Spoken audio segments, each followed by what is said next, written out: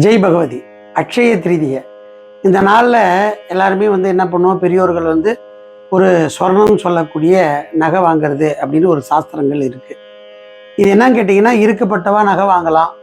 இப்போ இருக்கக்கூடிய காலகட்டங்களில் நகை வாங்கிறது அப்படின்றது ரொம்ப சிரமமான இது. ஒரு குண்டுமணினாச்சும் நகை வாங்கணும் அப்படின்னு சொல்கிறது உண்டு.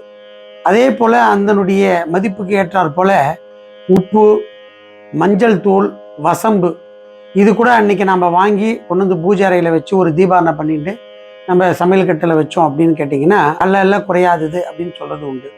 அதுபோல் பார்வதி தேவி அன்னபூரணியாக அவதாரம் எடுத்து சிவபெருமானுக்கு அன்னம் கொடுத்த நாள் அந்த நாள். குசேலர் அதே மாதிரி பார்த்தீங்க அப்படின்னா தன்னுடைய வறுமையை போக்க கிருஷ்ண பரமாத்மா அவருக்கு நிறைய செல்வங்கள் கொடுத்த நாளும் இந்த நாள். ஆனால் கங்கை பூமாதேவிக்கு வந்த நாளும் அந்த நாள்.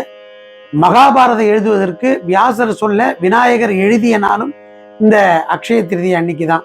அதனால விரதம் இருக்கும்போது ரொம்ப சிறப்பை கொடுக்கும். மகாலட்சுமியினுடைய அனுகிரகம் கிடைக்க பூஜை அறையில நல்லெண்ணெய், தேங்காய் எண்ணெய், நெய் இதுல தீபம் போட்டு வழிபடுறது ரொம்ப சிறப்பானது. அது மட்டும் அன்னைக்கு முடிந்த ஒரு தண்ணீர், பானகம், நீர்மோர், அன்னதானம் இதெல்லாம் மற்றவாளுக்கு கொடுத்தோம் அப்படின்னு கேட்டிங்கன்னா மகாலட்சுமியினுடைய அனுகிரகம் கிடைக்கும்.